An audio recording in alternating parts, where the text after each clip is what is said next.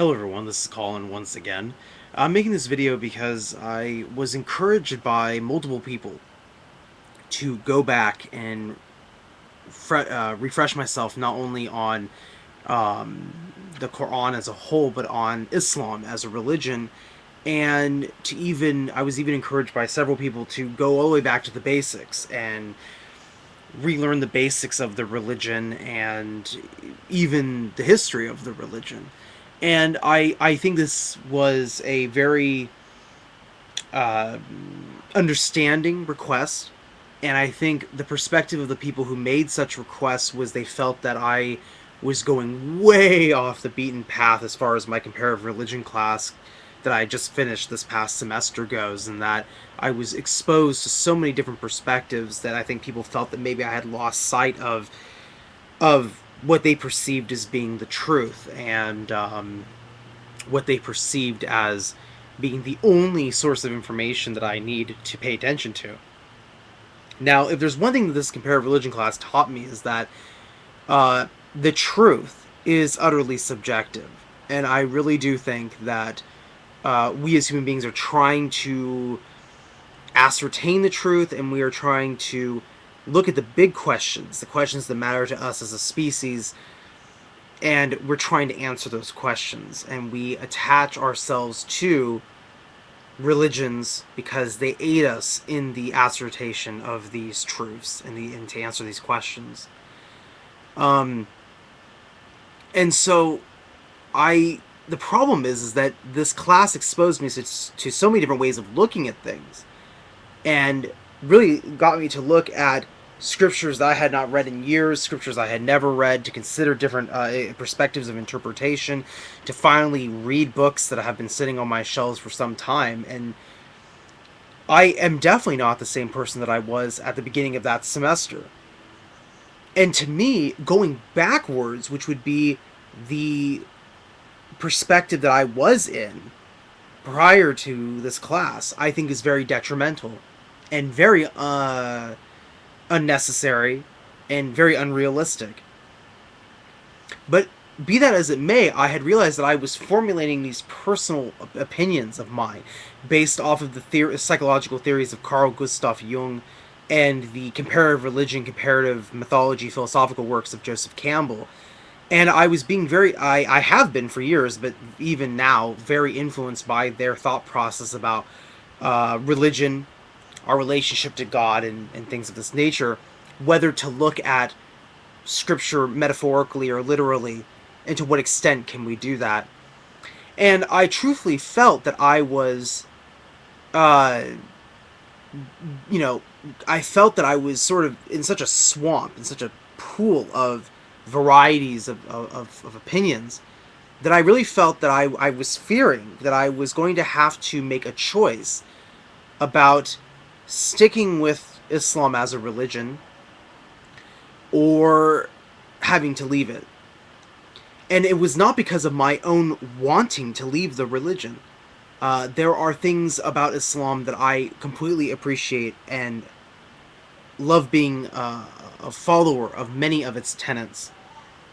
And I felt that knowing what I know about the perceived orthodoxy and the doctrines and the dogmas of the perceived orthodoxy, which for the majority of Muslims today would be Sunni Ashurite theology, that I felt that I was in conflict with some of these doctrines and dogmas. And it started to stack up. And so when I was given this advice by several of you to go back and read the portions of the Quran again, to go back and look at the theology of Islam, I was very much inspired to do that. I proceeded to do that, along with all the other things that I'm reading, of course.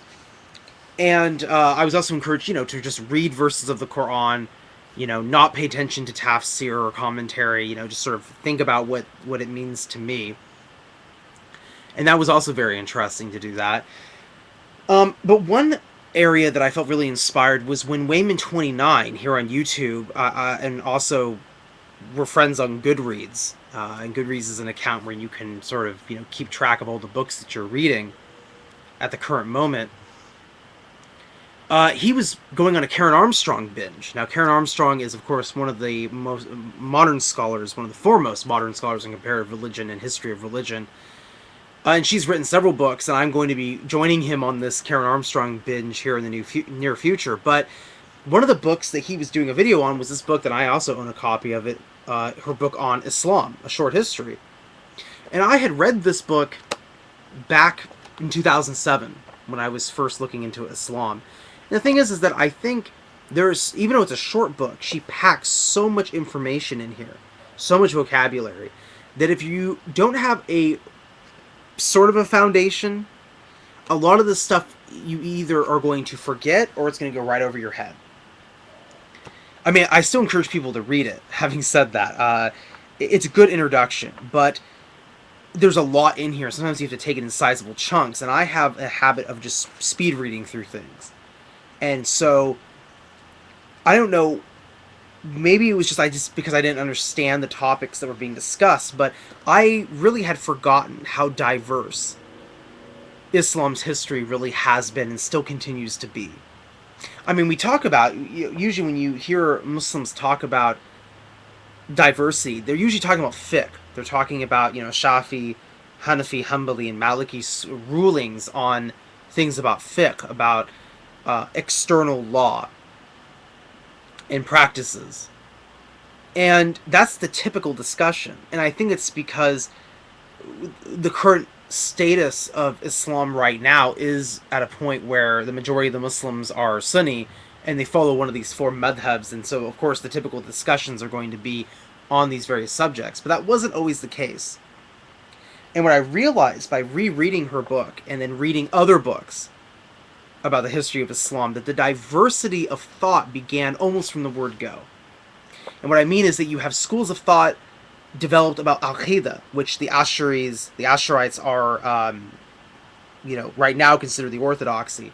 And I guess what I had never bothered to do is I would read about these other groups, like the Mu'tazila, and these other groups, and I never bothered to actually read specific books on them. I remember reading this book and other books and just kind of going, oh, okay, so they're gone now. We don't have to worry about those guys. And didn't really bother to look too much into their argumentation about what they have to say for themselves. And so it was surprising to me when I was going back and I decided to look up, after reading Karen Armstrong's book, to go back and look at very specific books about some of these multiple groups that have been born out of the history of Islam, and found that I knew next to nothing about the majority of these different groups.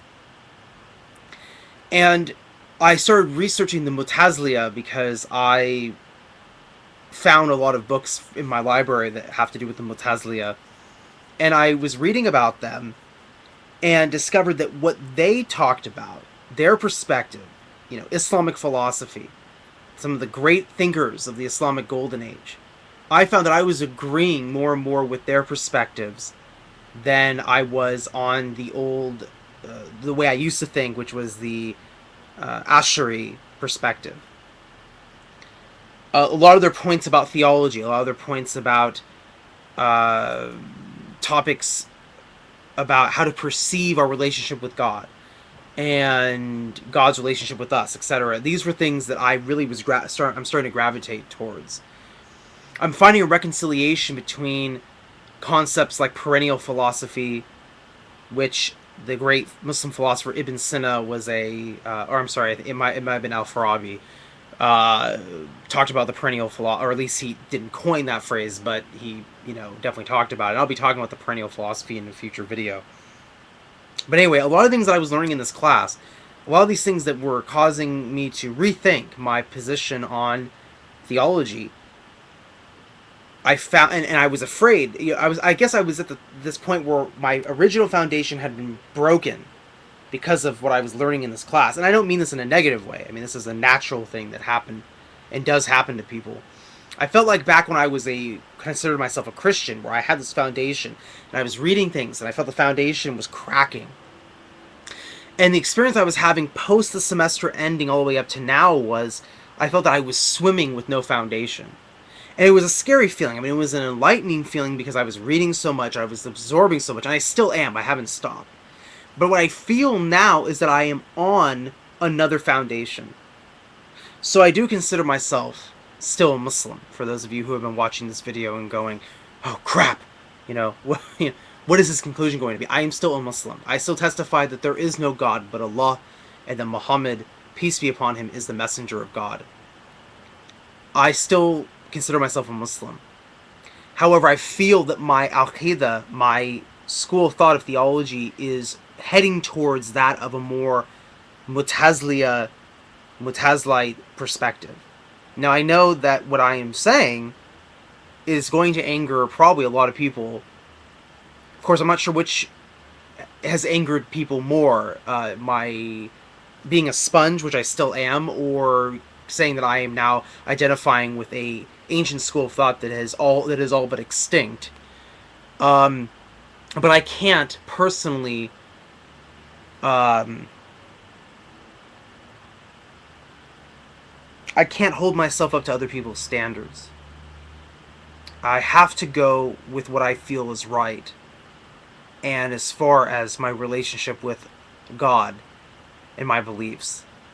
And for me personally, I do feel that the Mu'tazila, the Islamic philosophers, answer my questions. And I feel like it's a foundation that I can stand on. But I am still learning. And I feel still as a sponge. I'm going to link my Goodreads account in the more info box. You can see what I'm reading currently, and I think you'll see that I still am a sponge. I'm reading a lot of different things, but I feel that this is a more concentrated area of study for me. And my theme of this video is that I will have people, no doubt, who belong to the quote-unquote orthodoxy, meaning the Sunni Asharite perspective, who will probably say that I'm a heretic. Some will resurrect the old arguments that Mutazilites were heretics, they were kuffar, that they, were out of the fold of Islam, they were apostates, etc. And I'm prepared to face that, because what I've discovered by reading Karen Armstrong's book and other books on Islam and the history of Islam is that orthodoxy is subjective. Orthodoxy are like trends. Whatever the majority of the population of a given religion views as being the popular perspective, that is what makes orthodoxy. And that's the case not just with Islam, but with all organized religions. So, at one time, at the Islamic Golden Age, the Mu'tazila were the orthodoxy. They were the popular perspective, until a specific Caliph Mahmud, came along, who was a tyrant, and tried to force people to follow the Mu'tazila school of Al-Qaeda, and that subsequently started the slide to the Mu'tazila school of thought being unpopular. But what I've learned by these books, and reading books on the Mu'tazila who talked about the history of the movement and the school of thought, what I discovered is that, like I said, orthodoxy is completely subjective. So if we were to take a time machine back to the Islamic Golden Age, I probably would not be called a heretic. But if people choose to call me that as a result of my leaning in that direction, then that's fine. Because I feel that their school of thought has its merits.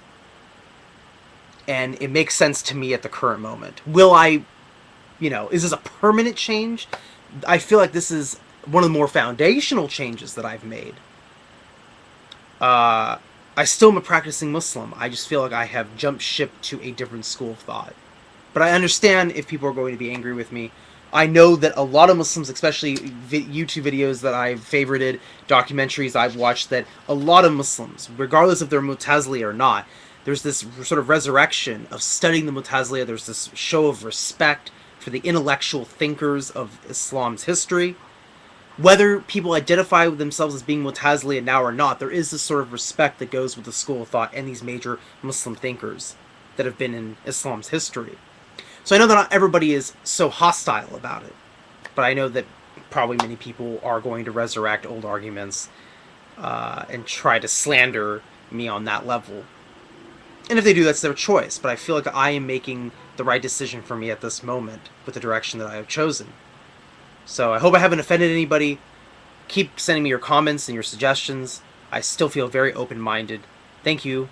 Assalamu alaikum. Peace be with you all.